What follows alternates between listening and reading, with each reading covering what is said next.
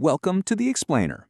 Today, we are cracking the code on one of the most confusing and, let's be honest, frustrating check engine lights a car owner can face, the dreaded P0300. You know, if you've ever plugged in one of those little code readers and seen this pop up, you know that sinking feeling. It's this cryptic message from your car's brain, a sign that something is definitely wrong, but it's not telling you what. Well, today, we're going to translate it. All right, so here's our game plan. We'll start by really understanding the code itself. Then we'll get into how a healthy engine is supposed to work, hunt down the top suspects, and then lay out a real mechanics game plan to finally solve this thing. So, first things first, we have to understand exactly why this code can be such a headache, not just for you, but for mechanics too. It all comes down to how specific, or in this case, how unspecific it is. Okay, so here's the official definition. Your car's computer knows there's a problem, but it's not happening in just one spot. The misfires are literally jumping around from cylinder to cylinder. And that right there, that's our first huge clue. The problem isn't with just one part, it's probably with a whole system that affects the entire engine. And this right here really hits the nail on the head.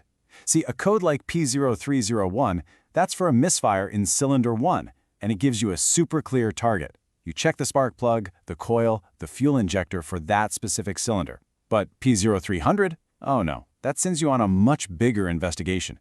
It's like a mystery without a clear crime scene. To really get what a misfire is, we first have to appreciate the beautiful, precise rhythm of a healthy engine. You know, you can almost think of it like a heartbeat. That heartbeat analogy is just perfect. Every single beat, every single power stroke adds up to that smooth, steady hum you expect from your car. A misfire is a stumble in that rhythm. It's a skipped beat. And you can actually feel it, right? It's that shudder, that weird hesitation when you hit the gas, or just a general feeling that the car has lost some of its power. This is the little dance that's happening inside each cylinder thousands of times every single minute. Intake, compression, power, exhaust. A misfire is a failure right there, during that critical third step. For whatever reason, that air-fuel mixture fails to ignite, that beat is skipped, and the computer logs it as a fault. So if the whole engine is skipping beats, what in the world could be causing it? We're not looking for a problem with a single instrument anymore. We're looking for the culprit that's throwing the entire orchestra out of tune. We can pretty much break our investigation down into three main categories. Is the problem with the spark itself? Is it with the fuel mixture? Or is it something more fundamental about the engine's ability to just breathe and hold pressure? Okay, the ignition system is always the first place to look. Worn-out spark plugs are by far the #1 cause. And here's the key part. Here's why they cause a random misfire. As the plugs wear out, they don't do it perfectly evenly. So under certain conditions, like when you really step on the gas, the weakest plugs just can't create a strong enough spark, and that causes a misfire that seems to just jump around the engine. Next up, we got to look at the fuel. If the engine is being starved of fuel, maybe because of a weak pump or a clogged filter, then no cylinder is going to get the right mixture to ignite properly. And another big one is a faulty mass airflow sensor. If that's not working right, it can fool the computer into creating the completely wrong air-to-fuel ratio for the entire engine. And finally, we have these systemic issues. A vacuum leak is a huge one. Think of it like a tiny crack in a straw. The engine ends up sucking in extra air that the computer doesn't even know about. This throws that delicate air-fuel mixture way off, making it too lean, that's too much air, not enough fuel, and it just causes chaos. And on the flip side, a clogged exhaust can literally choke the engine, preventing it from breathing out properly. So, with all these potential causes, how does a professional actually tackle this? Well, they don't just start replacing parts and hoping for the best.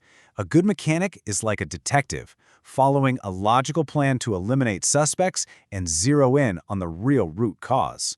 Now, the absolute key to this is the logic. A good mechanic always starts with the easiest and cheapest checks first. Notice, step 1, read all the codes. That's free, and it might give you the answer right away.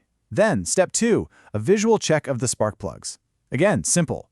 Only after ruling out these really common culprits do they move on to more involved tests, like hunting for leaks with a smoke machine or checking fuel pressure. It's a process of elimination, from easy to hard. So, after our methodical investigation, what are the most common solutions that finally silence that annoying check engine light? And that's the crucial point right there. More often than not, the fix for this scary, vague code is actually pretty simple. It's often just a sign that routine maintenance has been put off for too long or that a small hidden air leak has developed over time. This table really just pulls it all together. Think of it as your cheat sheet. You can see the pattern, right? For each system, there's a most likely cause and a clear first action. If you're thinking ignition, check the plugs. Thinking air intake, you gotta hunt for that vacuum leak. It's all about following that logical process of elimination. And that's really the best way to think about this whole thing. Don't see it as some random, unsolvable mystery. See it as a clear signal from your car. It's basically saying, hey, one of my core systems, ignition, fuel, or air, needs some attention. Understanding this empowers you to have a much, much more productive conversation with your mechanic. You know, at the end of the day, a check engine light isn't a failure, it's communication. That P0300 code is simply your car telling you that its heartbeat is a little bit unsteady. The real question is, now that you understand the language, are you listening?